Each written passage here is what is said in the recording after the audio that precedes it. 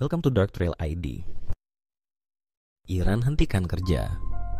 Sama dengan IAEA, jalan terbuka untuk program nuklir tanpa pengawasan. Dalam perkembangan geopolitik yang mengejutkan, Republik Islam Iran mengumumkan secara resmi penghentian kerjasama dengan Badan Energi Atom Internasional (IAEA). Keputusan ini membuka babak baru dalam ketegangan global terkait proliferasi senjata nuklir. Dunia kini dihadapkan pada dilema baru.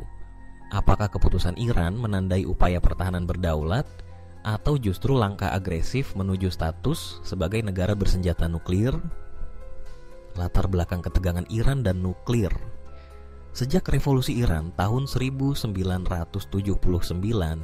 yang menggulingkan Shah Muhammad Reza Pahlavi dan membawa Ayatollah Khomeini berkuasa, hubungan antara Iran dan Barat, khususnya Amerika Serikat, mengalami ketegangan berkepanjangan.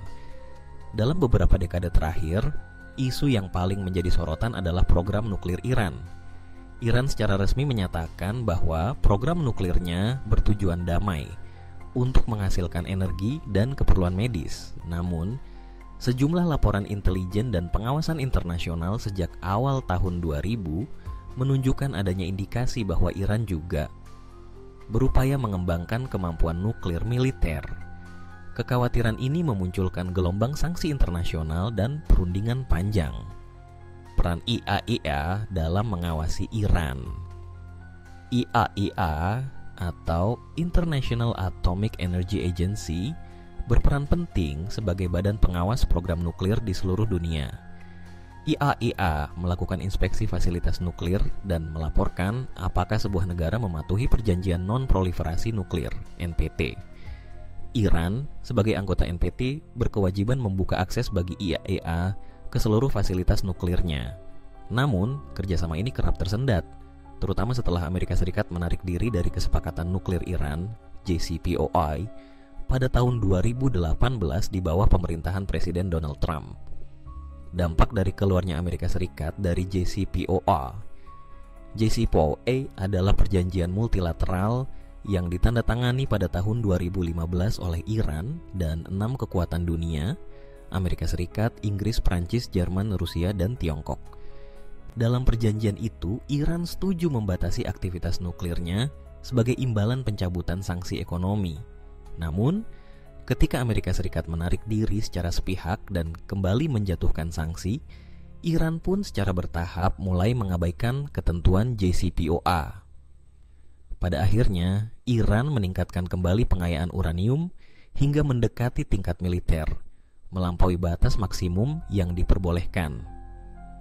Hal ini membuat IAEA kian sulit mengawasi aktivitas Iran secara objektif karena akses ke beberapa fasilitas pun mulai dibatasi. Penghentian kerjasama. Apa yang terjadi? Pada bulan Juni tahun 2025, Iran secara resmi menyampaikan bahwa pihaknya tidak lagi mengizinkan inspektur IAEA melakukan inspeksi mendadak ke sejumlah fasilitas nuklir sensitif. Dalam pernyataan resminya, juru bicara Organisasi Energi Atom Iran, IAEA, menyatakan Iran tidak bisa terus membuka diri terhadap pengawasan internasional yang tidak lagi imparsial, apalagi di tengah tekanan ekonomi dan ancaman militer dari negara-negara barat.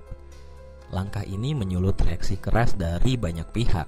Amerika Serikat menyebut tindakan Iran sebagai provokasi berbahaya, sementara Uni Eropa menyatakan keprihatinan serius atas hilangnya transparansi terhadap program.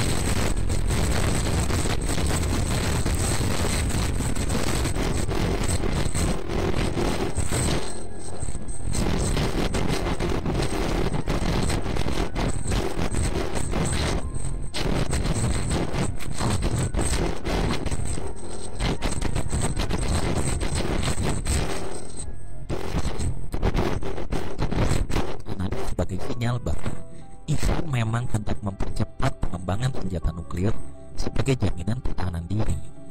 Respons dunia, diplomasi atau konfrontasi. Reaksi dunia internasional atas keputusan Iran terbagi dalam beberapa kubu. 1. Amerika Serikat dan Sekutu Barat. Washington langsung mengadakan pertemuan darurat dengan NATO dan Sekutu Eropa. Dalam konferensi pers, Gedung Putih menyatakan bahwa semua opsi terbuka, termasuk tekanan ekonomi dan opsi militer. Amerika Serikat mendesak Dewan Keamanan Perserikatan Bangsa-Bangsa untuk mengembalikan sanksi multilateral terhadap Iran. 2. Israel. Israel, yang sejak lama mencurigai program nuklir Iran sebagai ancaman langsung, menganggap keputusan Iran sebagai deklarasi tidak langsung perang. Perdana Menteri Israel menyatakan, Israel tidak akan tinggal diam. Kami akan mempertahankan diri dengan segala cara yang diperlukan.